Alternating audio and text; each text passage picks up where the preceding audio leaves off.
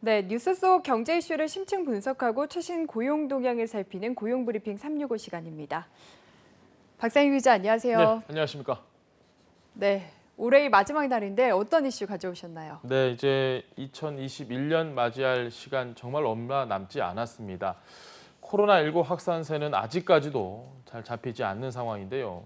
연말 참 걱정 많게 보내고 있습니다. 내년부터 확대되는 정책 가운데 좀 알고 있으면 좋을 정책 오늘 준비를 해봤습니다. 바로 경영이 어려운 기업이 직원에게 준 휴직, 휴업수당을 정부가 최대 90%까지 지원하는 고용유지 지원금 제도입니다. 코로나19로 기업 경영이 악화한 가운데 많은 분들이 도움을 받았습니다. 그럼에도 불구하고 여전히 혜택의 사각지대가 있다는 지적이 많았는데 내년부터는 이런 부분도 조금 달라집니다. 네, 그동안 경영난을 겪는 사업자들 정부의 지원금으로 근로자들의 고용을 유지하는 데 좀 도움을 많이 받을 수 있을까요? 그동안 고용노동부는 이 사업주와 근로자의 고용 유지를 적극 지원을 해왔는데요. 코로나19로 휴업이 속출하면서 고용유지 지원금의 사용처도 크게 늘었습니다. 지난 10일까지 7만 1천여 개 기업에 76만 명에게 2조 1천억 원이 지급이 됐는데요. 고용유지 지원금 지원 확대로 인해 이 사업주들은 해고가 아닌 휴업 또는 휴직으로 대응을 할 수 있어 과거 외환위기 때와는 달리 대량 실업을 막을 수 있었던 것으로 평가받고 있습니다. 네, 역으로 생각해보면 그만큼 코로나19로 경영난을 호소하는 사업장이 많았다 이런 뜻으로도 보이는데 내년 상반기에도 좀 상황이 크게 다르지는 않을 것 같아요. 맞습니다. 그런 만큼 지금 실업 대란의 우려도 계속해서 나오고 있습니다. 네, 그래서 더 많은 기업과 노동자가 혜택을 볼 수 있도록 지원을 좀 확대를 했는데요. 기본적으로 고용유지 지원금이라고 하는 게 사업주가 직접 고용한 근로자의 고용유지 지원을 전제로 하고 있습니다. 그러다 보니까 파견이나 용역업체와 같이 여러 사업장에 근로자를 분산 근무시키는 경우 이 제도 실질적으로 활용하기가 어렵다는 이야기가 많았습니다. 내년부터는 바로 이런 사각지대도 최소화합니다. 네, 말씀하신 대로 파견업체 같은 경우에는 근로자 대부분이 또 근무 기간도 굉장히 짧잖아요. 그렇기 네. 때문에 기존에는 이런 혜택들을 보기가 어려웠던 게 사실인 것 같아요. 맞습니다. 고용유지지원금은 해고를 방지하는 게 정책 목적이기 때문에 지원금을 받은 기업은 한 달 동안 감원을 해서는 안 되는데요. 파견 업체의 경우에는 기간제 근로자가 대부분이기 때문에 거의 매달 계약이 종료되는 근로자가 있어서 사실상 이 고용유지지원금을 받을 수 없었습니다. 하지만 앞으로는 파견, 용역회사가 고용유지지원금을 받을 때는 회사 전체가 아닌 특정 근로자를 대상으로 고용을 유지했다는 사실을 증명하면 됩니다. 좀 예를 들어 볼까요? 네. 파견업체가 A, B, C 사업장의 근로자를 파견했다고 치면 A 사업장이 휴업을 하는 경우 파견업체는 이 A 사업장에서 일하는 근로자에 대해서만 1개월 동안 해고를 하지 않으면 되는 겁니다. 네. 그리고 기존에 이 사회적 거리두기 단계를 상향하면서 이제 불가피하게 영업을 하지 못했던 곳들도 있는데 이 지원금을 신고하는 문제를 두고서 너무 촉박하지 않냐 이런 불만들도 있었던 것 같거든요. 맞습니다. 이 부분, 네. 이 고용유지지원금을 지원받기 위해서는 근로시간 단축과 근로자 휴직 계획을 휴업 하루 전까지 휴업을 한 이후에는 사흘 안에 신고를 해야 합니다. 하지만 서류 마련하기에 시간이 굉장히 촉박해서 신고를 미처 못했다는 불만도 있었죠. 그래서 고용노동부는 집합금지, 집합제한명령으로 휴업을 한 경우에 사후 신고 기간을 30일로 연장을 했습니다. 이 제도는 코로나19가 급속도로 확산한 12월부터 소급을 해서 적용을 하는데요.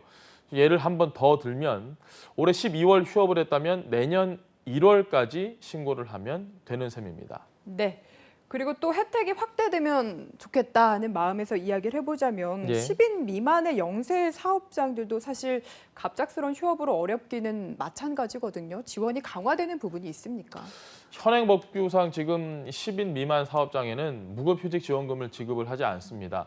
사업주가 무급휴직 지원금을 악용하거나 남용할 소지를 방지하고 근로자를 보호하기 위한 차원이었는데 이 코로나19 장기화 여파에 따라서 내년부터는 이 10인 미만 기업도 유급휴직 지원금을 180일간 수급한 이후에 무급휴직 지원금을 받을 수 있습니다. 유효기간 2022년까지입니다. 네. 그리고 내년의 혜택은 매출의 기준이 어떻게 되는지도 궁금한데 이제 올해가 코로나19 때문에 워낙 어려웠기 때문에 올해 매출액을 기준으로 하면은 역시 혜택이 줄어들지 않을까 싶거든요. 맞습니다. 이 고용유증 지원금을 받기 위해서는 전년 동월 월 평균, 직전 3개월 평균 매출액보다 현재 매출액이 15% 이상 감소했다는 사실을 본인이 직접 증명을 해야 합니다.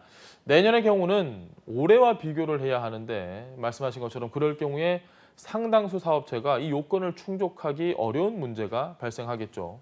그래서 정부는 좀 더 합리적으로 비교 대상 연도를 2020년이 아니라 2019년까지 확대 적용하기로 했습니다. 네, 정부도 여러 가지를 많이 고려를 해서 이제 어려운 사업장이 더 많은 혜택을 볼 수 있도록 제도의 유연성을 높인 것 같습니다. 이 외에도 꼭 짚어주고 싶은 것이 있다면 어떤 게 있을까요? 근로자분들, 일하시는 분들께는 좀 반가운 소식일 수 있는데요. 근로시간을 단축하는 경우에도 고용유지지원금을 받을 수 있습니다. 하지만 이 기준이 실근로시간이기 때문에 소규모 사업장의 경우에는 이게 증빙하기가 굉장히 어려웠던 게 사실입니다. 그래서 내년부터는 근로시간 단축 증명 기준이 노사가 합의한 소정 근로시간으로 바뀝니다. 이때는 이러한 내용이 담긴 단체 협약 근로계약서 등을 제출하면 간편하게 지원받을 수 있습니다. 네, 확실히 어려운 상황 속에서 사각지대가 발생하지 않도록 기존의 고용유지 지원금 제도에서 더 촘촘해졌다라는 느낌을 받는데 그런데 간혹 이렇게 좋은 취지의 제도를 악용한 사례들이 있더라고요. 실제로 좀 소개를 해주실 수 네, 있을까요? 항상 이런 제도를 좀 악용하는 분들이 많습니다. 고용유지지원금을 받으려면 우선 고용보험에 가입한 피보험자를 대상으로 휴업이나 휴직 등 고용유지 조치를 실시를 해야 합니다. 고용유지 조치 실시 직전에 채용한 근로자를 대상으로 고용유지 지원금을 신청하는 등 이 제도를 악용하는 기업도 있습니다. 그래서 정부는 고용보험 가입 이후에 90일 이상이 지난 근로자를 대상으로 고용유지 조치를 실시하도록 규정을 좀 바꿨습니다. 다만 코로나19 감염병 위기 경보 해지 시까지 해당 규정은 적용하지 않기로 했습니다. 네, 그리고 오늘이 2020년의 마지막 날이죠. 그래서 원래 유용한 경제 용어 대신에 꼭 전하고 싶은 이야기가 있다고 박 기자가 방송 전에 기찜을 해줬습니다. 어떤 예. 이야기인가요? 기대만 내용을 좀 풀어드리면요. 코로나19에 지금 아마 집에서 TV 보시는 분들이 굉장히 많을 겁니다. 어디 나가지 못하니까요. 그런데 새해 해맞이 이맘때면 가시는 분들이 많았는데 올해도 이 해맞이 보러 가기 위한 분들이 너무 많아서 KTX 예약이 줄줄이 매진이 되고 있다고 합니다.